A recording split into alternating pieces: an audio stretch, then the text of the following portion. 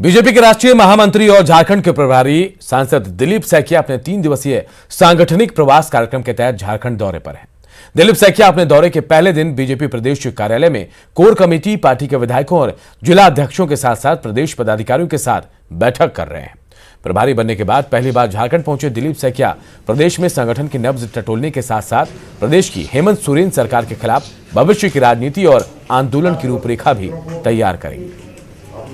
वर्ष वर्तमान राज्य सरकार ने जो शासन किया है और उसकी जो विफलताएं हैं, जिस प्रकार से जनता ने उन्हें एक जनादेश दिया था इस राज्य की सेवा करने में, इस पर जिस प्रकार से ये सरकार विफल रही है, उसके विरुद्ध भारतीय जनता पार्टी के कार्यकर्ता रोड पे उतर चुके हैं और आने वाले दिनों में जनता के हित में हम और बड़े आंदोलन की रूपरेखा तय करेंगे और इस सरकार को बाध्य कर देंगे कि वो जन सेवा के कार्य में जो पूरी तरीके से विफल हुई है, वापस उधर अपना ध्यान लगाए। इधर झारखंड हाईकोर्ट में आज आरजेडी अध्यक्ष लालू प्रसाद को रिम्स निदेशक बंगला में शिफ्ट करने के मामले में सुनवाई हुई। इस मामले में जवाब दाखिल करने के लिए झारखंड सरकार ने समय मांगा है, जिसके बाद अब 8 जनवरी को इस मामले की सुनवाई हुई। दरअसल आरजेडी अध्यक्ष को रिम्स के वार्ड से निदेशक बंगला और फिर बंगले से पेइंग वार्ड में शिफ्ट किया गया था। हाईकोर्ट ने पिछले आदेश में सरकार से रिपोर्ट मांगी थी और आज की सुनवाई के दौरान सरकार ने कोर्ट को बताना था कि लालू प्रसाद को शिफ्ट करने का फैसला किसका था।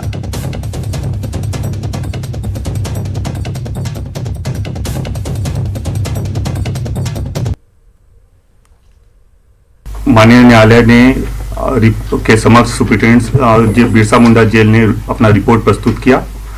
रिपोर्ट में बहुत सारी बातों को लिखी गई, कोर्ट के तरफ से बहुत सारे क्वेरीज आए, जिसमें पाया गया कि रिपोर्ट में और भी बहुत सारी बातों को और मिलाना है और प्लस डिस्ट्रिक्ट एडमिनिस्ट्रेशन से भी कुछ मंतव्य लेके एक और कंप्लीट रिपोर्ट कोर्ट के समक्ष देना है।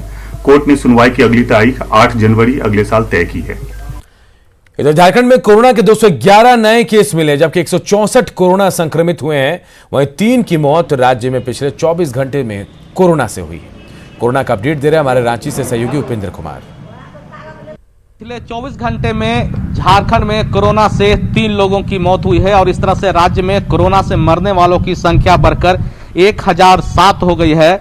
जबकि इस दौरान राज्य में कोरोना के 211 नए पॉजिटिव केस मिले हैं और राज्य में 1,12,332 कोरोना के पॉजिटिव मरीज मिल चुके हैं। अच्छी बात यह है कि जहां पिछले 24 घंटे में 211 मरीज कोरोना के मिले हैं, तो 164 कोरोना पीड़ित ठीक भी हुए हैं और इस तरह से राज्य में कोरोना को परास्त करने वालों की संख्या बढ़कर 1,09,696 हो गई है। लेकिन अभी भी राज्य में कोरोना के 1,629 एक्टिव केस हैं, यानी कि ऐसे संक्रमित केस जिनमें अभी भी कोरोना का संक्रमण है और उनका इलाज राज्य के अलग अलग जिलों में हो रहा है। अच्छी बात यह है कि राज्य में कोरोना का रिकवरी रेट काफी अच्छा है। 97.65 का रिकवरी रेट के साथ राज्य में कोरोना के कई मानकों में राष्ट्रीय औसत से झारखंड अच्छी स्थिति में है। कैमरामैन अमित के साथ उपेंद्र, न्यूज 18 रांची। और आपदा प्रबंधन विभाग से गाइडलाइन जारी होने के बाद सोमवार से 10वीं और 12वीं की पढ़ाई स्कूलों में शुरू हो जाएगी। स्कूलों में बच्चे अभिभावक की सहमति लेकर क्लासरूम में बैठेंगे। मास्क, सैनिटाइजर और सोशल डिस्टेंसिंग का खास ख्याल रखने को कहा गया है। इधर सरकार के फैसले के बाद स्कूलों में क्लासरूम की साफ सफाई के साथ ही उसे सैनिटाइज भी किया जा रहा है। रांची के मारवाड़ी हाई स्कूल का जायजा लिया हमारे सहयोगी भुवन किशोर झा ने। राज्य सरकार के फैसले के बाद सोमवार से राज्य भर के 10th और 12th क्लास के स्टूडेंट की पढ़ाई स्कूलों में शुरू होगी। आप देख सकते हैं कि ये तैयारियां चल रही हैं।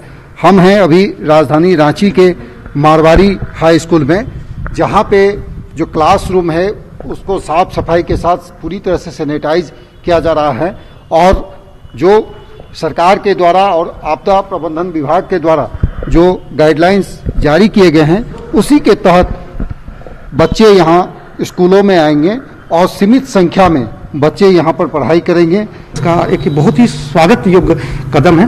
हम लोग इसकी बुरी प्रशंसा करते हैं और हम सभी शिक्षकों के लिए एक हर्ष का विषय है कि ऐसे में, चूंकि हम लोग भी ऐसे ऑनलाइन क्लासेस तो चल ही रही थी, लेकिन जैसा कि जानते हैं कि सरकारी विद्यालय के बच्चों, सभी बच्चों के पास व्हाट्सएप स्मार्टफोन वगैरह की उपलब्धता नहीं हो पाती है। ऐसे में सभी बच्चे चाह के भी नहीं जुड़ पाते थे। ऐसे में हम लोग बहुत खुश हैं कि 21 तारीख से हम सभी बच्चों के सामने बैठे। बच्चे जो आएंगे तो स्कूलों में किस तरह से आप लोग पढ़ाई कराएंगे? अभी इस पीरियड में केवल 10 और 12 क्लास के बच्चों को ही अध्ययन कार्य के लिए बुलाया जाना है, इसलिए हमारे पास पर्याप्त जगह जो गाइडलाइन है उसके अनुसार मिल जाएगा। जो भी डिस्टेंस अनुपालन के लिए कहा गया है, 2 गज की दूरी, मास्क और सैनिटाइजर का प्रयोग, उसका हम इस्तेमाल करते हुए बच्चों को सुरक्षित पूर्वक पठन पाठन के बाद हम उनको छोड़ेंगे। और इस कार्य से हम बहुत आह्लादित हैं कि हम ये जो 10 और 12 का निकट भविष्य में जो बोर्ड परीक्षाएं होने वाली है उसको दृष्टिकोण में रखते हुए 2 महीना भी अगर क्लास चल जाता है तो इसके लिए हम बच्चों को तैयार करने में सक्षम होंगे। सभी स्कूलों में जो तैयारियां होती हैं, खास करके जो सैनिटाइज करने की जो व्यवस्था है, खास करके क्लासरूम हो या जो परिसर हो, उस तमाम ऐसी जगहों में ये व्यवस्थाएं की जा रही है और ये कहा जा रहा है कि किसी तरह का संक्रमण न फैले, इसके लिए विशेष रूप से ध्यान रखनी पड़ेगी और सरकार ने भी निर्देश जारी किए हैं और स्कूल प्रबंधन के द्वारा भी इसकी तैयारी की जा रही है। कैमरा पर्सन अमित के साथ भुवन किशोर झा, न्यूज 18 रांची। और जो आज झारखंड के